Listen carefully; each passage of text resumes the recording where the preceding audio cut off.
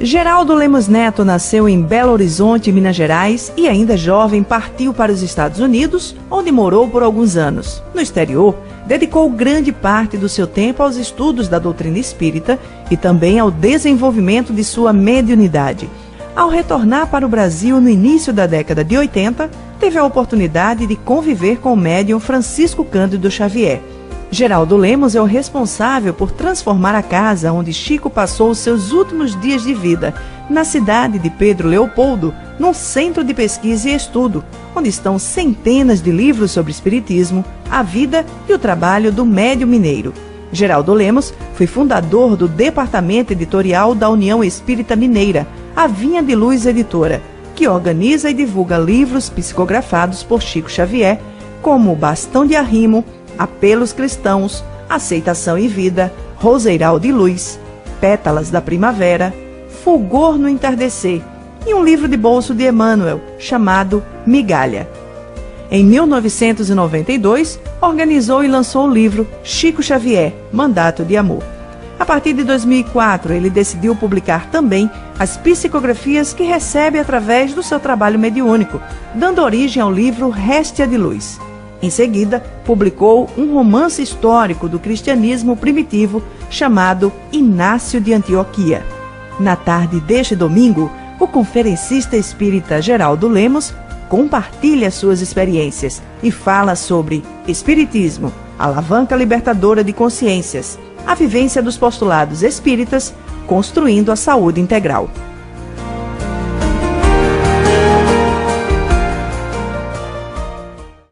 Boa tarde a todos, que Jesus nos abençoe. Eu quero antes agradecer o carinho dessa gente boa de Pernambuco, que me recebe, e também aos nossos colegas palestrantes com tanta fraternidade, tanto amor. Então a nossa gratidão por esses momentos, especialmente pela tarefa também brilhante dos amigos organizadores deste Cimesp. Então o nosso agradecimento do fundo do nosso coração ao nosso querido Mário Jorge, a sua esposa Tarsila e todos esses anjos da guarda que têm nos amparado tanto. Nós gostaríamos de trazer também o abraço da comunidade espírita de Pedro Leopoldo, da Casa de Chico Xavier, o centro de referência à sua vida e sua obra lá na cidade de Pedro Leopoldo, que tivemos a alegria de organizar na residência do médium, aquela que ele próprio construiu durante 2 anos, de 1946 a 1948, e lá residiu até mudar-se para a cidade de Uberaba. A Casa de Chico Xavier tem grande alegria de receber caravanas do Brasil inteiro. Estamos fazendo um convite também aos irmãos de Pernambuco, que se não puderem ir até Pedro Leopoldo, muito longe, podem também, pelo menos, passear pela casa através da internet, no www.casadechicoxavier.com.br.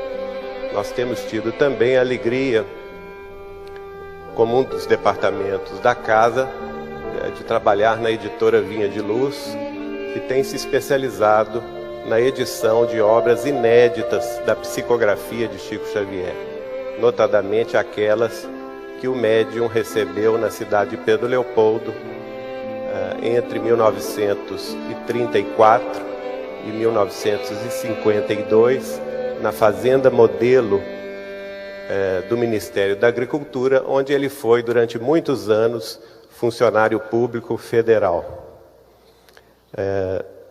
Então, nós estamos aqui com essa tarefa em glória aí de tentar falar sobre esse tema que o Mário Jorge nos indicou, alavanca libertadora de consciências, o Espiritismo, a vivência dos postulados espíritas, construindo a saúde integral.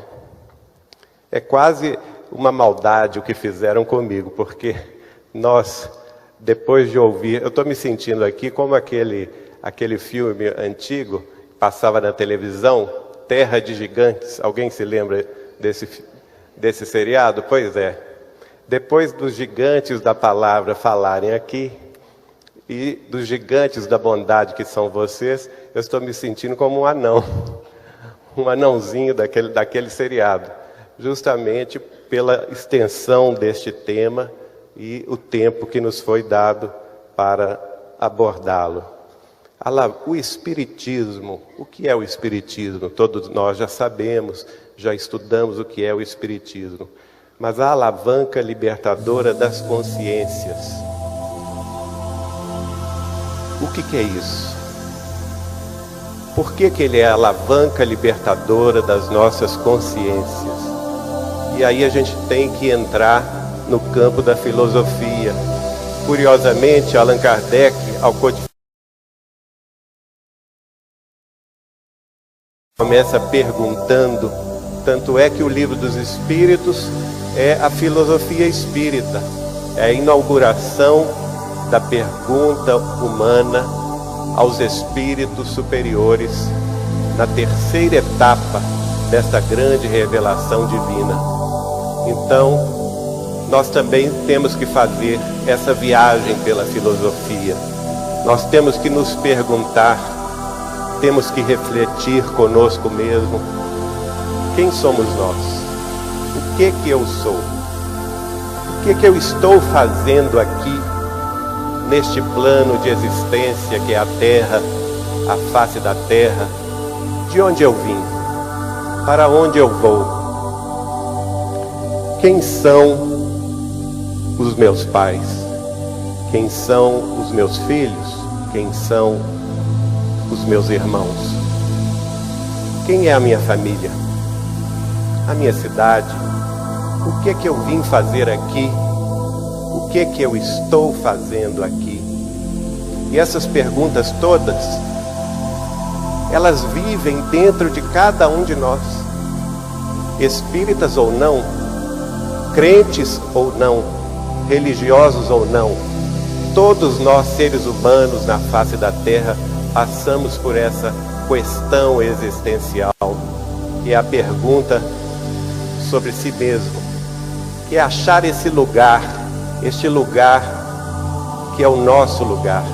E o entendimento desse lugar vai nos fazer mais vivos, vai nos fazer buscar conhecer. E da filosofia que indaga, nós vamos ao longo dos séculos, ao longo dos milênios, construindo a nossa trajetória e descobrindo as leis da natureza, pela ciência cujo poder infinito, no dizer de Chico Xavier, haverá de desvendar todas as coisas. Isso tudo tem muito a ver com o Espiritismo, porque através do Espiritismo, que é o Consolador prometido pelo Cristo há quase 2000 anos atrás, nós vamos saber dele que ele nos enviaria outro Consolador, que nos faria lembrar de tudo quanto ele havia nos dito e nos explicaria todas as coisas. Então, da filosofia que indaga o nosso papel na vida, até a ciência que responde, desvendando os mistérios aparentes, através do descobrimento das leis naturais que cercam a nossa existência, nós nos encontramos com Deus. Nós nos encontramos com o sentido religioso, o sentido maior, aquele que vem de cima, e isso vai completar o tríplice aspecto da doutrina dos Espíritos, como a terceira revelação de Deus aos homens. Ela tem esses três aspectos. Ela é filosofia, ela é ciência e ela é, sobretudo, religião. Certa vez, conversando com Chico Xavier em Uberaba, eu perguntei a ele, e essa entrevista está no livro Chico Xavier, Mandato de Amor. E eu perguntei, Chico, qual, na sua opinião, é o principal aspecto da doutrina espírita? E ele me respondeu: Geraldinho, a filosofia é muito nobre, sem dúvida alguma, mas também ela pode descambar para o niilismo, para o nada, para o sem sentido. A ciência, como força reveladora da vida, também é extraordinária, mas a ciência sem Deus é que constrói a bomba atômica, a guerra bacteriológica e as armas de destruição. Mas a única força no mundo capaz de domar o alto grau de periculosidade que existe no ser humano é a religião. Então eu peço permissão para lhe responder dizendo que o aspecto religioso da doutrina dos espíritos é o aspecto mais importante, porque vai nos remeter à nossa necessidade de transformação moral, pelo bem, pela fraternidade, pela preocupação com o nosso irmão que tem menos e sofre mais do que nós. E este impulso de amor que vem dos céus e nos abarca a todos, nos faz progredir pelo sentimento, nos faz entender o nosso papel diante da vida. Isso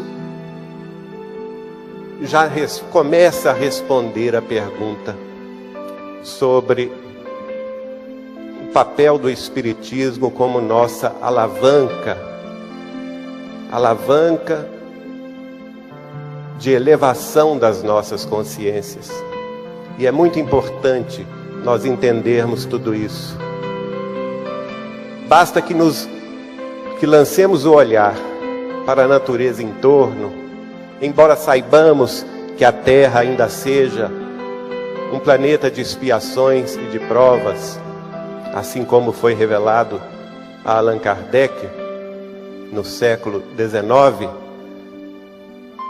é uma terra linda.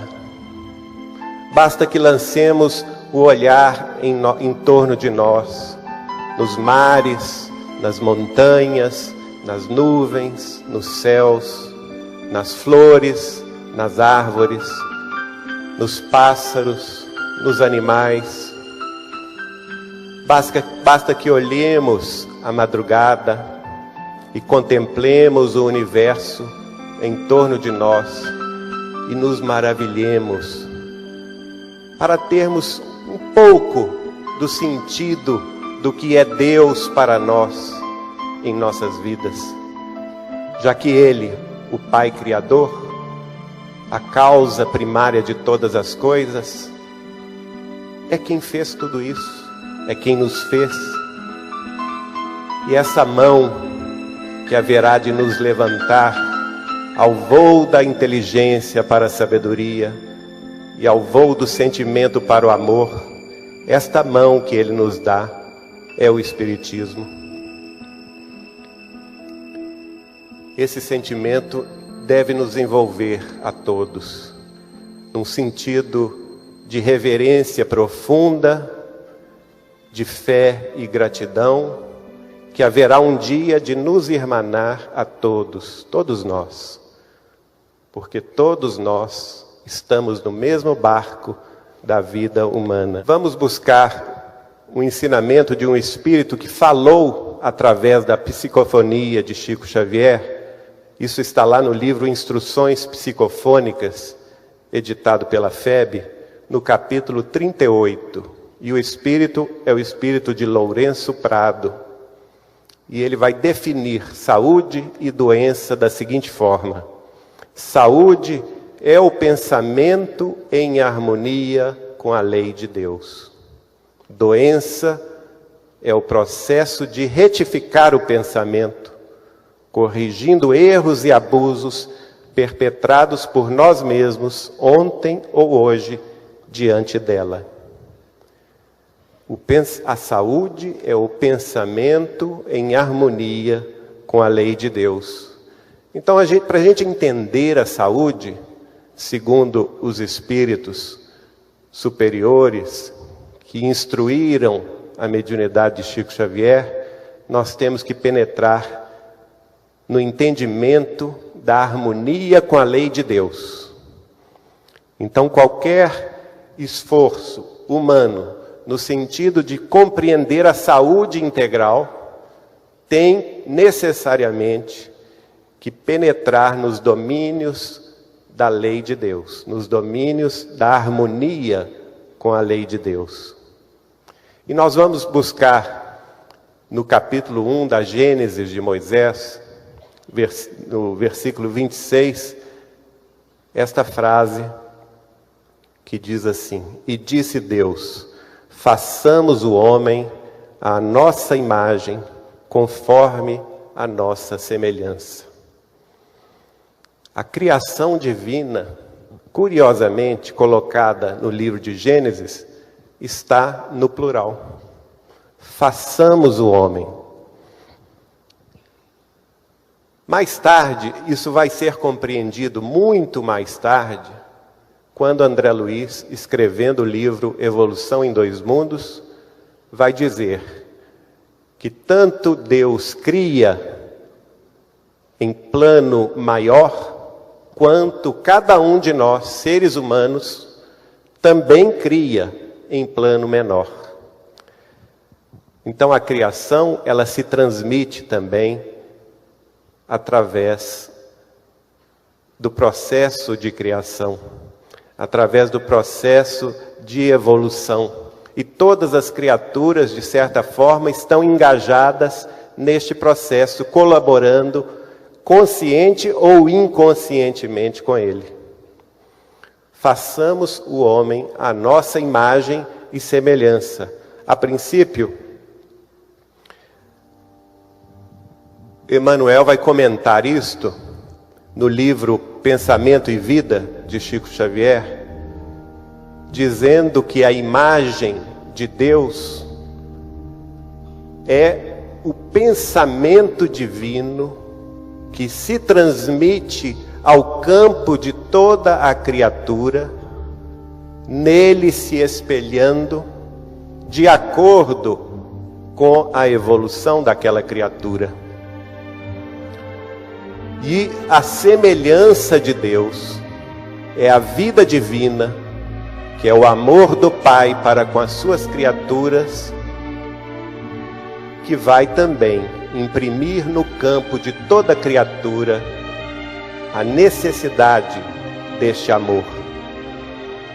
E nós contemplamos o universo à nossa volta, contemplamos a nossa casa galáctica. Nós estamos vendo aí a formação da nossa Via Láctea, que é a nossa casa galáctea, como se fosse uma cidade interestelar. Emmanuel, no livro A Caminho da Luz, vai dizer, vai comparar a Via Láctea a uma grande cidade, em cujo centro estão grandes edifícios, muito soberbos, luminosos, e a ciência vai nos explicar que no centro da nossa cidade interestelar, que é a Via Láctea, há um buraco negro ultramassivo do centro da nossa cidade estelar, que é esta Via Láctea, e imaginar a humildade do nosso sistema solar, que está a 3/4 partes de distância desse centro, numa terceira faixa espiral que se inicia no centro desta cidade. Então o sistema solar é um sistema dos menores, dos mais humildes, carregando consigo, em torno de si, 9 planetas. Mas a nossa cidade interestelar, que é a Via Láctea, não está sozinha. Ela está também acompanhada de outras galáxias, formando um grupo local chamado Grupo Local de Andrômeda, porque Andrômeda é a maior galáxia desse grupo local de 30 galáxias. E além deste grupo local, que a gente pode dizer como sendo o nosso bairro intergaláctico, há outros aglomerados e superaglomerados de galáxias, o maior sendo o nosso, que é o superaglomerado de Virgem, contendo em sua extensão mais de 200 milhões de anos-luz. A luz viaja à velocidade de 300 mil quilômetros por segundo. Aqui vamos ver o nosso sistema solar e os seus 9 planetas. Um deles, hoje em dia, considerado esse planeta, que é Plutão. E a nossa Terra é o terceirozinho aqui, não é? É também um dos menores planetas de nosso sistema. Mas é onde nós vivemos, é onde nós existimos, nós aprendemos. E aqui estamos passeando rapidamente pelo nosso sistema solar. Para vocês terem uma ideia, do Sol até o planeta Plutão, a luz demora apenas 6 segundos 6 minutos para atravessar essa distância. E nestes 9 planetas, segundo informação espiritual, a Terra é dos mais atrasados, é dos menos evoluídos. Há relatos, por exemplo, na obra de Kardec, de uma civilização muito mais avançada no planeta Júpiter. Há relatos na obra de Chico Xavier, através de sua própria mãezinha Maria de São João de Deus, no livro Cartas de uma Morta, no qual ela nos conta suas viagens em outros planos e outros planetas, e vai conhecer a sociedade saturnina, muito mais avançada do que a nossa sociedade terrena. Então este é o nosso lugar no universo, este sistema solar, onde temos a nossa Terra e onde somos, dentro do universo humano, uma pessoa entre quase 7 bilhões de indivíduos encarnados. Mas os espíritos dizem mais. Nós não somos só 7 bilhões de indivíduos encarnados, mas 36 bilhões de indivíduos em todos os planos que circundam a Terra, apenas no nosso mundo terrestre. Então, a nossa posição, ela é diminuta, mas é importante também. Jesus, revelado como governador espiritual do planeta terrestre, não cuida somente de nós, porque nós somos uma única espécie dentro de um universo de 3 milhões de espécies já catalogadas pela ciência, 3 milhões dos quais se sabe ou se estima que sejam apenas 10% do número de espécies prováveis. Então, estamos falando que os humanos são apenas uma espécie dentro de 30 milhões de espécies de seres, e sendo Jesus o guia espiritual, aquele que presidiu a formação da Terra, ele se responsabiliza também pelo destino de todos esses seres, essas espécies, em toda a vida planetária.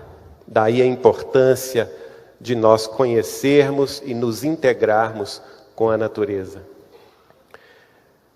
Deus, nós temos que compreender isso. A primeira pergunta do Livro dos Espíritos é sobre Deus. E dentro deste diagrama aqui, em círculo, nós podemos tirando das informações que os espíritos escreveram a Allan Kardec, podemos compreender que Deus é um infinito amor e a sabedoria infinita. A sabedoria infinita de Deus se transmite pelo seu pensamento divino, que é a inteligência suprema, parte da mente divina. E o infinito amor de Deus se transmite como vida divina, no dizer de Emmanuel, em Pensamento e Vida. E a causa primária da vida, também integrante de sua mente divina.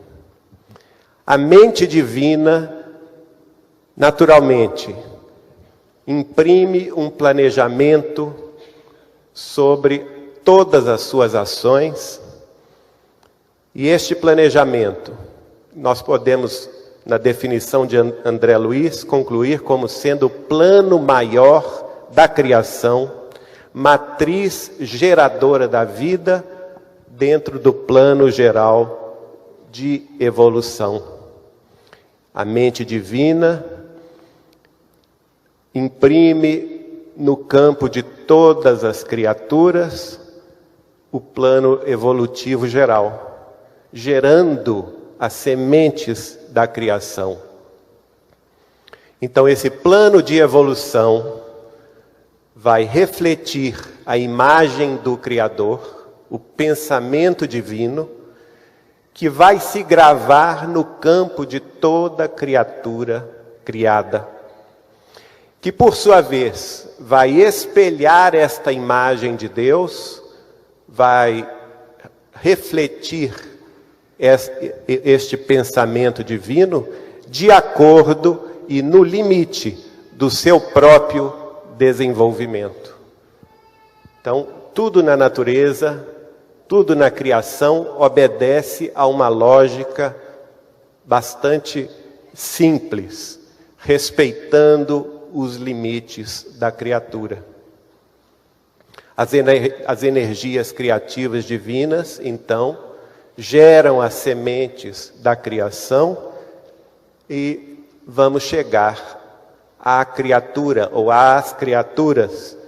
No Livro dos Espíritos, as criaturas estão definidas como princípio material e princípio espiritual, espírito e matéria. Mas André Luiz, no livro No Mundo Maior, vai perguntar ao instrutor espiritual, e ele vai responder que até onde eles estudam na vida mais alta, não se pode ainda chegar a nenhuma conclusão onde começa um e termina o outro. Então, princípio espiritual e princípio material estão intimamente ligados entre si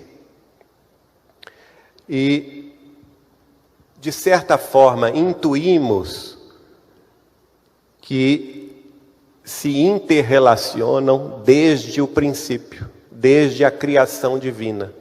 O modo e o processo em que se dá essa interrelação nos primórdios, não nos cabe ainda especular, apenas entender pelas informações espirituais que este momento onde um começa, aliás, onde um termina e o outro começa, ainda nos foge à compreensão, mas que certamente estão profundamente ligados. Dentro do princípio material, desde as primeiras subpartículas, estudadas hoje pelos mais modernos astrofísicos, chamadas quarks e gluons,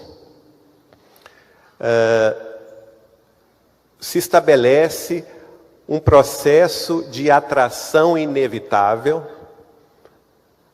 e neste processo de atração vai acontecer, em determinado momento, uma densificação da matéria, e esta densificação vai espalhar a luz através do universo, gerando naturalmente os corpos celestes, e dos corpos celestes gerando também corpos animais, corpos vegetais.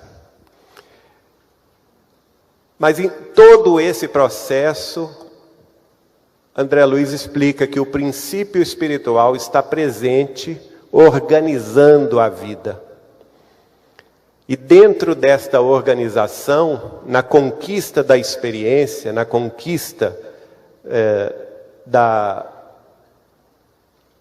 sua própria ascensão, ele vai aos poucos desassimilando matéria mais densa para assimilar matéria menos densa. Este é o processo da evolução que, em nosso caso, como seres humanos, vai nos trazer a condição espiritual, a condição de espírito humano no caminho da evolução mais ampla. Vocês naturalmente já devem ter ouvido, e muitas vezes nós mesmos dizemos essa frase: você sabe com quem está falando? Não é? É comum a gente ver isso. A gente se sente muito importante, não é? E vamos fazer uma reflexão breve aqui, enquanto trazemos essas imagens sobre a grandeza do universo. Se nós somos tão pequenos, uma das 30 milhões de espécies prováveis num planetinha chamado Terra, que é um dos menores planetas de um sistema de 9 planetas, que giram em torno de um Sol, que é uma das menores estrelas dentro da constelação de Sírius, que é uma constelação dentro de uma nebulosa de Órion, que está na periferia de uma cidade interestelar chamada Via Láctea. E esta Via Láctea tem, com os conhecimentos mais modernos, até 500 bilhões de sóis. O nosso Sol é apenas um entre 500 bilhões de sóis. Desses 500 bilhões de sóis, a probabilidade indica que há pelo menos 6 bilhões de sóis com sistemas planetários semelhantes ao nosso. Então, há uma grande probabilidade que há somente na nossa cidade interestelar, a Via Láctea, 6 bilhões de terras como a nossa, ou 6 bilhões de humanidades em estágio de provas e expiações como nós. E esta Via Láctea, para se ir de um ponto a outro, viajando a 300 mil quilômetros por segundo, leva-se de 100 a 120 mil anos. Mas ela é apenas uma galáxia dentro do aglomerado de Andrômeda, que tem 30 galáxias, e cujo diâmetro é de 60 milhões de anos-luz. Por sua vez, este grupo de Andrômeda faz parte de um aglomerado maior, o superaglomerado de Virgem, que tem 200 milhões de anos-luz de diâmetro, que por sua vez faz parte de uma parede e de arcos galácticos muito maiores, cujo diâmetro e extensão se estende por 320 milhões de anos-luz, que por sua vez faz parte de um país intergaláctico chamado de filamento galáctico mais próximo, que tem 1 bilhão de anos-luz e carrega consigo 250 milhões de galáxias como a nossa. E tudo isso que nós conhecemos dentro de 1 bilhão de anos-luz de distância é o que nós chamamos de universo conhecido. E este universo conhecido, um pouco mais extenso, tem 6,5 bilhões de diâmetros de anos-luz de raio, e carrega consigo 250 bilhões de galáxias. E tudo isso pode ser considerado nosso continente cósmico, conhecido pelos astrofísicos, pelos estudiosos dos nossos grandes telescópios e naves que mandamos de pesquisa fora da Terra. E tudo isso é apenas 1/1000 do provável universo real, que, segundo as determinações mais contemporâneas dos astrofísicos, indicam que neste universo real, toda essa matéria que nós vemos em nossos telescópios e em nossas naves estelares, não é mais do que 4% de toda a matéria do universo real, uma vez que já se conclui, pelas leis e estudos da gravidade, que ainda 21% de uma matéria não conhecida, chamada matéria escura, porque não reflete a luz como nós a conhecemos, e ainda 75% desse universo provável, ou universo real, é também feito de uma energia desconhecida, chamada energia escura. Isto tudo deduzido a partir das observações desta nave Kolbe, depois a nave que a seguiu, a Wilkinson, mostrando para nós ainda o grande desconhecido. Mas não para por aí. A astrofísica moderna conclui que este universo real e provável não é mais do que uma bolha universal imiscuída num mar de bolhas universais, de forma tal que nós temos não mais um universo, mas nós temos a existência de um multiversos, múltiplos universos neste mar universal de bolhas de vida.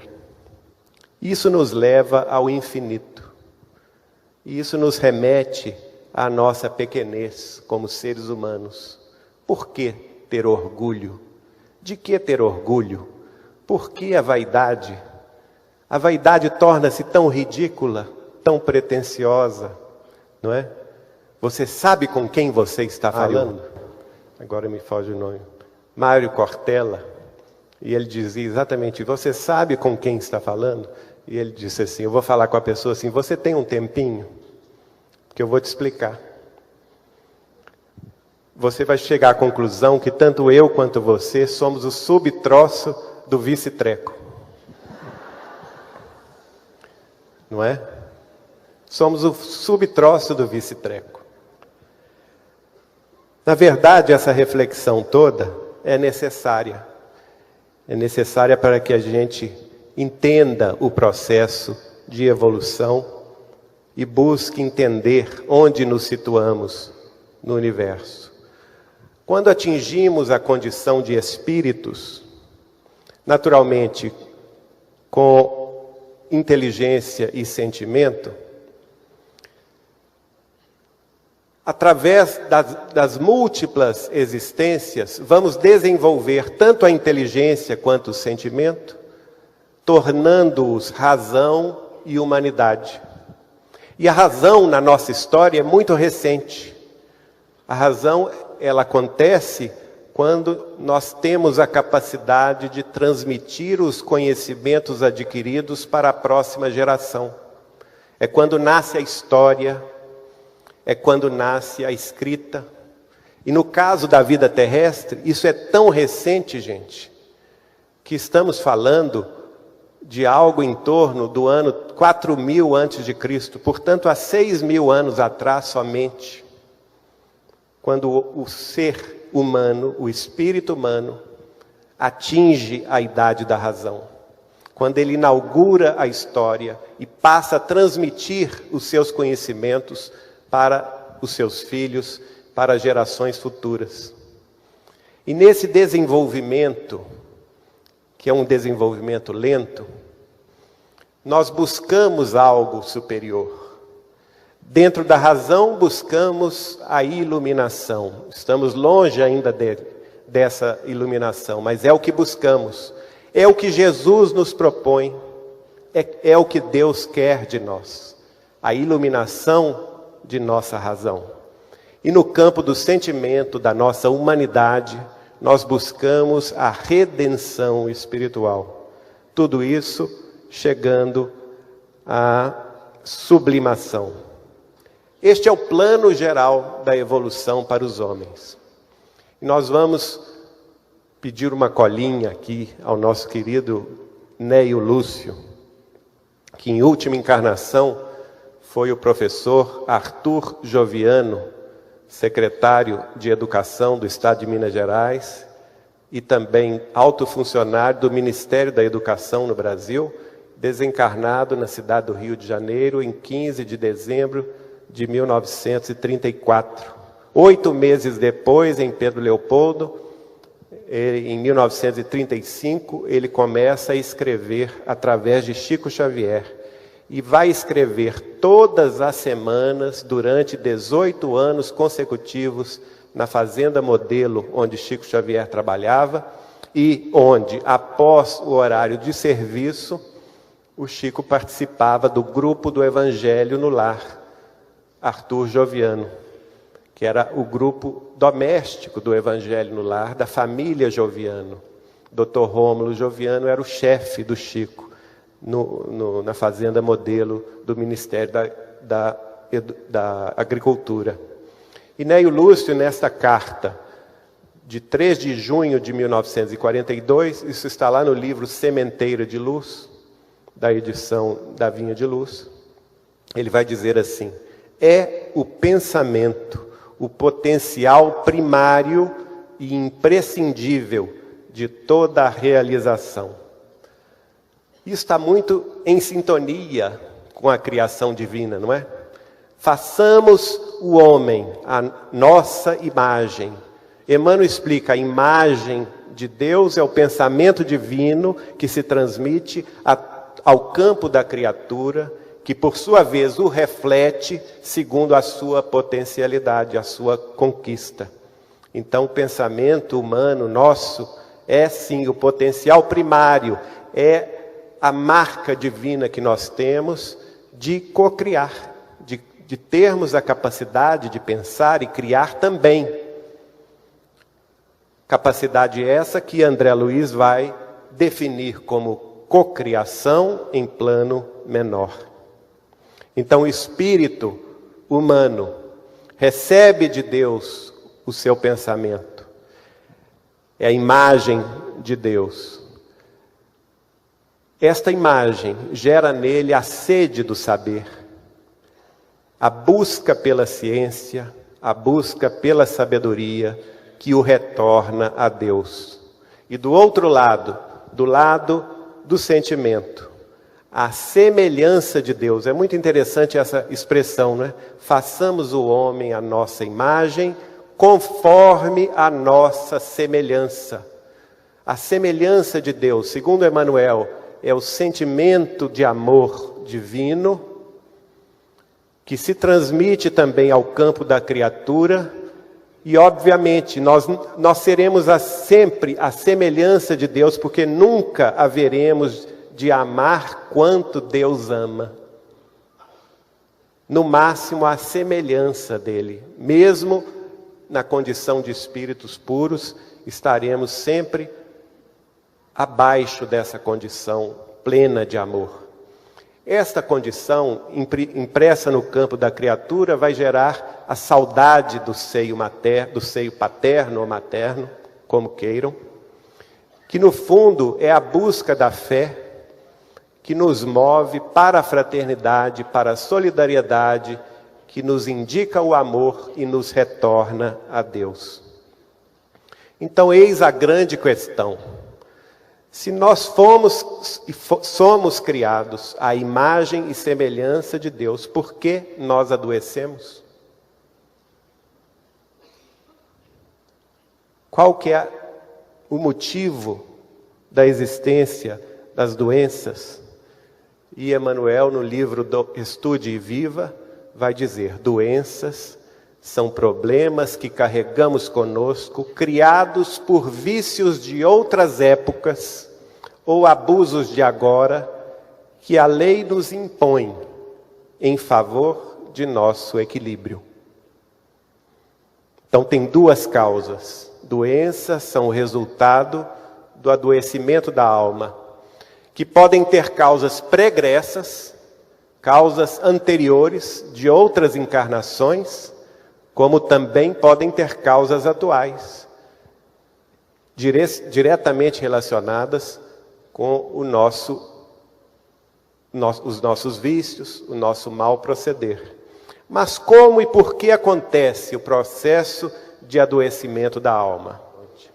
Pela desconexão da criatura em relação ao Criador.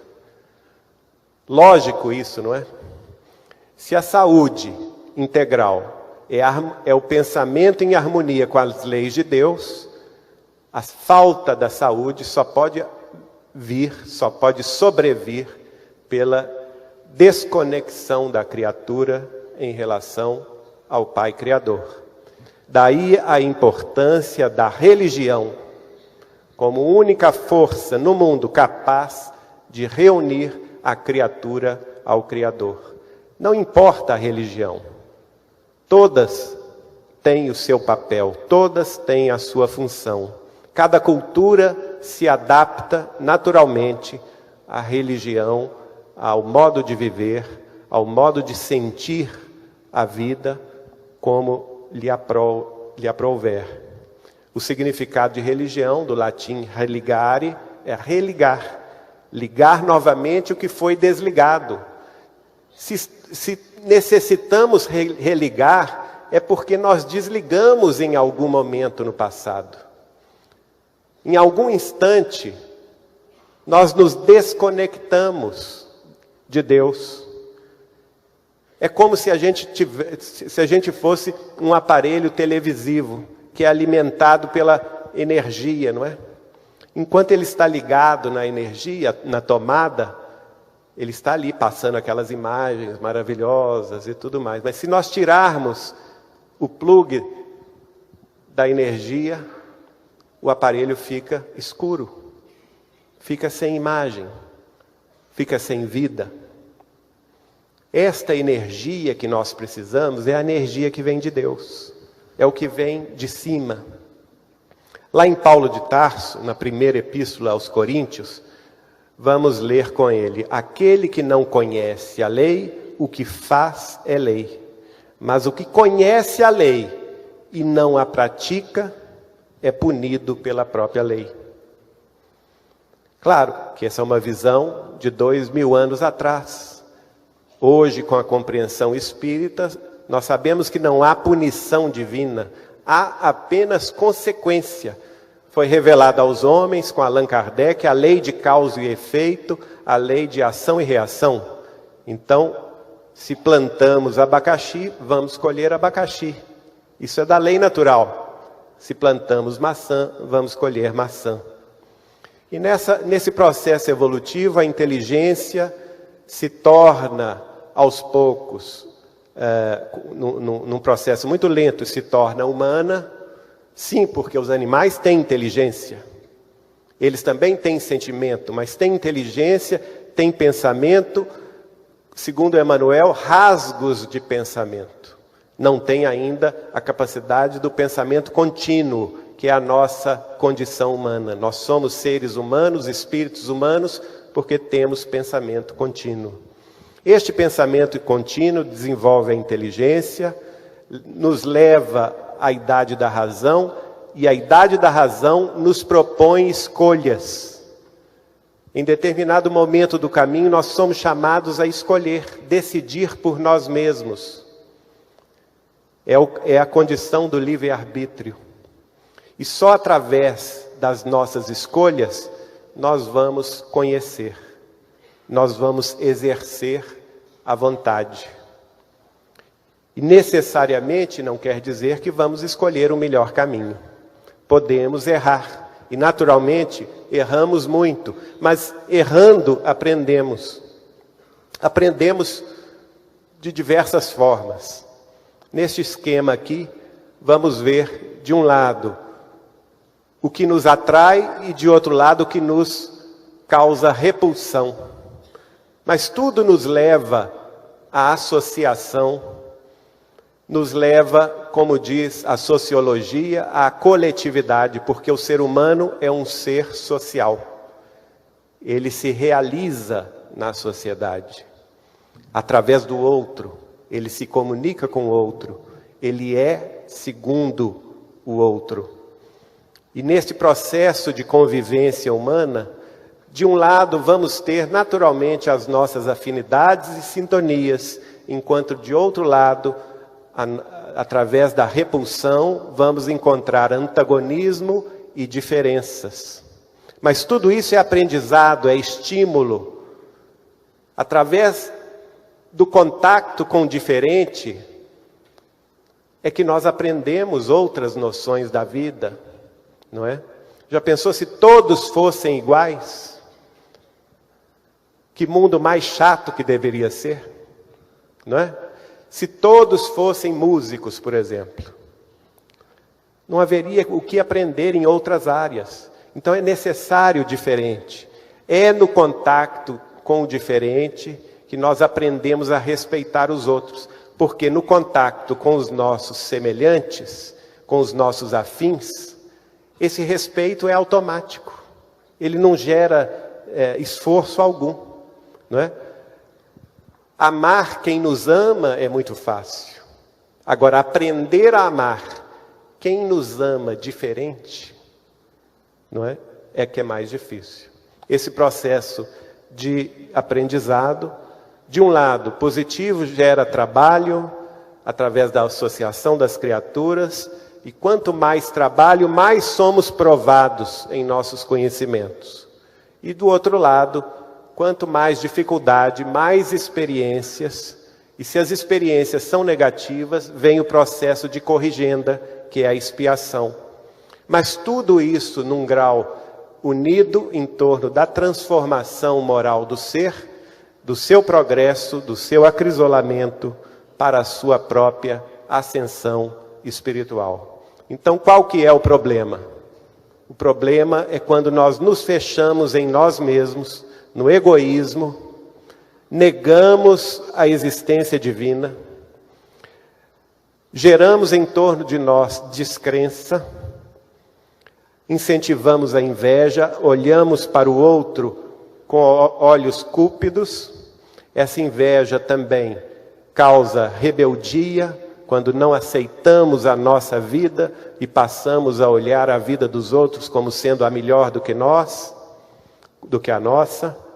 E muitas vezes descambamos para a violência, para a vaidade e o orgulho.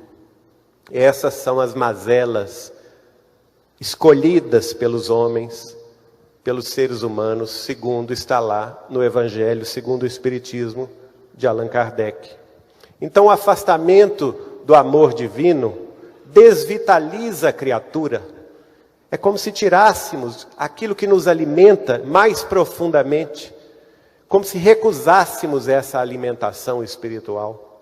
E desvitalizados, nos tornamos seres inseguros, com um grande sentimento de desamparo.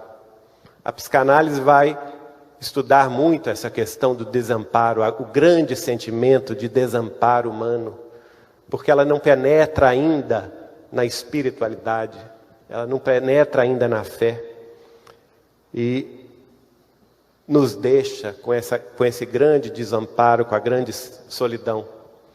Então, esses sentimentos desconexos com a harmonia do pensamento divino causa em nós rebeldia, revolta e sentimento de culpa. Essas são as doenças da alma. Isso é que nos traz, ao longo dos séculos, problemas, expiações, dificuldades, reajustes, corrigendas. Segundo o Dr. Roberto Lúcio, aquelas pessoas mais, vamos dizer assim, mais extrovertidas, elas vão canalizar essa rebeldia e essa revolta para a raiva. Isso gera necessariamente um complexo de culpa, aumenta-se a agressividade da criatura, podendo levá-la à violência. E de outro lado, as pessoas mais introspectivas ficam com medo, escolhem a tristeza, a companhia da solidão e muitas vezes se encontram com processos depressivos. Tanto a violência de um lado quanto a depressão de outro são também doenças da alma. Adoecimento do espírito que vai gerar uma marca moral na mente da criatura. Vai imprimir na mente da criatura esta marca moral. Esta marca moral já gera máculas espirituais, que André Luiz vai chamar no livro Evolução em Dois Mundos, em predisposições mórbidas, antes da reencarnação. Então o espírito reencarnante já traz essas máculas, essas predisposições mórbidas, antes de reencarnar, que no processo da reencarnação vão se fazer presentes como doenças no corpo físico. As máculas espirituais, nós vamos encontrar André Luiz falando no corpo causal. Um dos corpos espirituais, porque na obra de André Luiz toda, vamos vê-lo falando, e os instrutores, através dele, naturalmente, falando em espirituais. Mas aquele que traz para nós o nosso passado, as nossas máculas espirituais, ele chama de corpo causal, que vai se imprimir na criatura, dependendo do tipo de problema que ela traz em si, dificuldades tanto no corpo mental, quanto no corpo astral. No corpo mental, que é prevalente, o médium, vamos dizer assim, da consciência, a zona afetada é a própria inteligência. E os problemas gerados daí, das quedas da inteligência, vão trazer psicoses e demências. No corpo astral, que é o perispírito, André Luiz chama o perispírito também por este nome, de corpo astral, nós vamos encontrar essas máculas morais no campo do sentimento, gerando naturalmente diversas neuroses. Então, no corpo espiritual, em todos os corpos espirituais, vamos encontrar os chakras desvitalizados da energia divina, pelos processos de rebeldia e revolta que são nossos. E vamos vê-los também transportados ao corpo físico pela reencarnação retificadora, em que esses chakras desvitalizados geram um corpo também desvitalizado, um duplo etérico doente e um corpo físico também doente. Resumindo, o perispírito doente, que é o modelo organizador biológico do nosso corpo físico, este modelo vai ser não sadio, e sendo não sadio, gera o duplo etérico e o corpo físico doentes. A reencarnação retificadora, pois, é um processo de corrigenda natural. Sem ela, nós não caminharíamos. A necessidade da reencarnação vem daí. Vem como uma bênção divina para o nosso reajuste, para a nossa corrigenda. Trazemos do passado as nossas máculas morais, que imprimem nos nossos corpos físicos predisposições mórbidas, que pela adaptação genética no DNA fragilizado, vão ter ressonância física no corpo da criatura, gerando em determinado momento de sua existência doenças no corpo físico. Mas esse processo de doenças é um processo de cura na realidade, porque é um processo de refazimento espiritual, como se nós estivéssemos passando por aqui para deixar no corpo, como um mata-borrão, todas as nossas mazelas morais. O que fazer então para conquistar a saúde integral? Essa é a grande questão. O que é que nós vamos fazer? André Luiz, no livro No Mundo Maior, tem a resposta. O médico verdadeiro de todos nós é nós mesmos. A resposta no tratamento espiritual está na individualidade da criatura. Então nós somos os artífices do nosso destino. Diante dos problemas que aparecem, nós temos a solução. Basta que nos reconectemos com a divindade. Basta que nos religuemos a Deus. Esse processo de tratamento espiritual de nossas mazelas é um processo que depende de cada um de nós. É preciso que nós nos maravilhemos de novo com a presença divina em nossas vidas, com a beleza da casa planetária que Deus nos concedeu por bênção de sua eterna misericórdia. É preciso que o nosso olhar seja lançado porque está em torno de nós. E esta grande reflexão nos anime de novo, nos traga a alegria de viver este tempo como o tempo ideal de nossa cura espiritual. O tempo é agora, não é amanhã nem depois. Nós podemos. O próprio Mestre Jesus nos disse: vós sois deuses, podeis fazer tudo o que eu faço e ainda muito mais. André Luiz nos explica: nós somos o médico de nós mesmos. Precisamos mobilizar a força da vontade própria para o esforço de regeneração que pretendemos. Somente pela regeneração dos nossos costumes, dos nossos ideais, colocando o ideal superior na fronte, na mente nossa, por inspiração superior, buscando o plano maior, orando, buscando os nossos amigos da vida mais alta, é que nós nos reconectaremos com a presença inefável e sublime de Deus. Nós temos fome de Deus, nós temos saudade de Deus.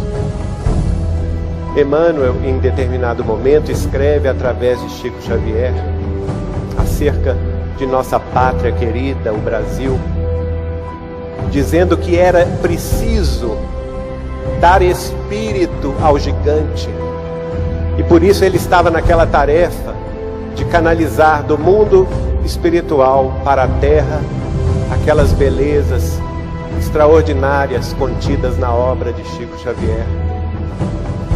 No livro Deus Conosco ele vai dizer isso e vai explicar por quê. Porque diante de nós, diz Emmanuel, nós temos um povo que tem fome do Salvador. Todos nós temos essa fome, essa sede espiritual. E é por isso que Jesus vem nos dizer, com a sua bondade: vinde a mim, todos vós que sofreis, que estáis sobrecarregados e aflitos, e eu vos aliviarei. Não é? É preciso buscar essa fonte. É preciso entender que não estamos aqui contra a nossa vontade, que muito ao contrário, a vida na terra ou nos planos espirituais que nos circundam é sublime oportunidade de renovação. É o tempo de nossa melhoria. Não podemos mais adiar esta questão. A terra está deixando de ser um mundo de expiações e de provas para ingressar em outra esfera de trabalho, de oficina, de estudo, a esfera da regeneração dos seres humanos. Mas essa regeneração não vai acontecer se nós não fizermos a nossa pequenina parte. Embora seres diminutos no grande concerto da criação, todos nós somos chamados a colaborar. Quem tem mais é chamado a distribuir. Quem tem mais cultura, que colabore no processo da educação. Quem tem mais dinheiro, que colabore no processo da criação de empregos e no socorro aos necessitados. Quem tem mais tempo, que dedique este tempo aos sofredores e aos aflitos. Não há no mundo quem seja pobre de oportunidade. Todos nós somos ricos de oportunidades, ricos de dons. Cada um de nós sabe o seu lado mais desenvolvido, aquele no qual você poderá, nós poderemos colaborar para um mundo melhor de amanhã. É esta reconexão com Deus, no serviço ao próximo, no espelhamento de nossa vontade, de nosso sentimento de amor, que vem de Deus em nosso próximo, que vamos realizar essa sublime jornada de ascensão. Não há por que agora adiarmos mais. Estamos no limiar do terceiro século, terceiro milênio da vida cristã. E a própria injunção de forças maiores do que as que podemos compreender hoje, estão esperando este momento para nos convocar ao trabalho de ascensão. Vamos pedir, então, a Emmanuel as suas instruções, sabendo que cada qual de nós é responsável pela construção espiritual de si mesmo. Emmanuel vai dizer: a evolução impõe a instituição de novos costumes. O Espiritismo na Terra está modificando os nossos costumes. É por esse motivo, diz ele, que vemos no Cristo, divino marco da renovação humana, todo um programa de transformações viscerais do espírito. Porque este programa é que vai nos reconectar. Este programa é que vai nos colocar de novo diante da força do amor de Deus, diante da força do seu pensamento divino, para que possamos, por nossa vez, colaborar na cocriação de um mundo melhor, para que os nossos filhos e nossos netos vivam num ambiente mais fraterno e mais justo, para que eles possam ter conhecimento da verdade mais ampla, sem os impositivos das disputas de poder, das disputas materiais, ou dos orgulhos de raça, ou das vaidades de pretensas sabedorias. É preciso nos entregar ao Cristo como divino marco da renovação nossa, e atender ao seu programa, que nos indica transformações viscerais de nosso próprio espírito. É por essa razão que ele diz: eu sou o caminho, a verdade e a vida, e ninguém vai ao Pai senão por mim. Porque o Espiritismo é, então, uma alavanca na construção da saúde integral. É o próprio Jesus quem vai nos explicar. Isso está no Evangelho de João, capítulo 14, versículo 15. Se me amais, guardai os meus mandamentos, e eu rogarei ao Pai, e Ele vos enviará outro Consolador, a fim de que fique eternamente convosco. Então este programa visceral de transformações do espírito humano se desdobrará eternamente conosco, dentro da mensagem do Evangelho de Jesus e dentro da amplitude dos conhecimentos espíritas. Lá em Prolegômenos do Livro dos Espíritos, encontramos esse trecho. Todos que tiverem em vista o grande princípio de Jesus se confundirão no mesmo sentimento de amor ao bem e se unirão por um laço fraterno que envolverá o mundo inteiro. Deixarão de lado as mesquinhas disputas de palavras para somente se ocuparem das coisas essenciais. Mais tarde, descobrindo as mensagens ainda inéditas de psicografia de Chico Xavier, vamos ver Neio Lúcio falando, em determinado momento, na existência de um plano espiritual superior aqui na Terra, a que ele chamou de grande comunidade dos praticantes do Evangelho de Jesus. Olha que maravilha, gente. A gente pensar isto, que acima de nós, em torno da própria Terra, existe este plano espiritual chamado de comunidade dos praticantes do Evangelho de Jesus. É isto aqui que está previsto na abertura do Livro dos Espíritos. Um ambiente de paz e fraternidade que haverá de descer dos céus à terra, porque nós queremos que essa terra se transforme, não é? Isso é da vontade divina, que ela se transforme num mundo de regeneração e de paz, e que aqui todos um dia se unirão por um laço de fraternidade, envolvendo o mundo inteiro, pondo de lado as diferenças, para buscar na diversidade do que nos acomete, do que nos acontece em sociedade, para buscarmos a unidade do sentimento de amor a Deus e da busca da sabedoria, as duas asas da evolução.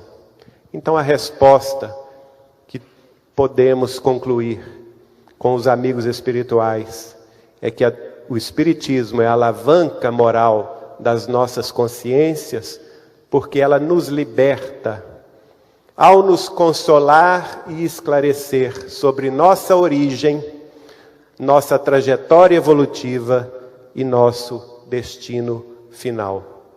E com Jesus, vamos repetir: e conhecereis a verdade, e a verdade vos libertará. Albert Einstein, o grande físico que todos nós conhecemos, tem uma frase que foi colocada pelo nosso caro Mário Jorge como subtema aqui de nosso tema. E essa frase é magnífica: se um dia tiver que escolher entre o mundo e o amor, lembre-se, se escolher o mundo, ficará sem o amor, mas se escolher o amor, com ele conquistará o mundo inteiro.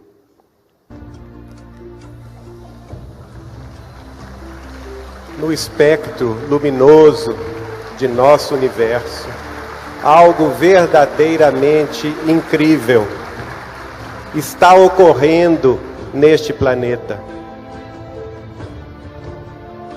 Pela primeira vez, em milhares de anos, nós temos uma chance verdadeira de paz neste planeta. Um fantástico sentimento de liberdade é o nosso despertar.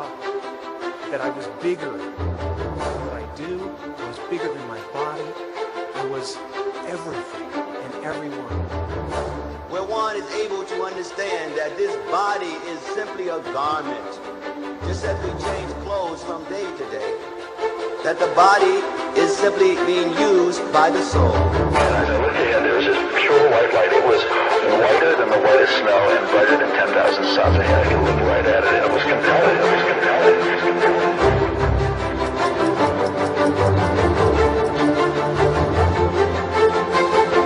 Muitos milhares de anos nós temos procurado a paz, mas só agora nós percebemos que não poderá haver paz enquanto não encontrarmos a paz dentro de nós mesmos. Que Jesus nos ajude nesse processo. Muito obrigado.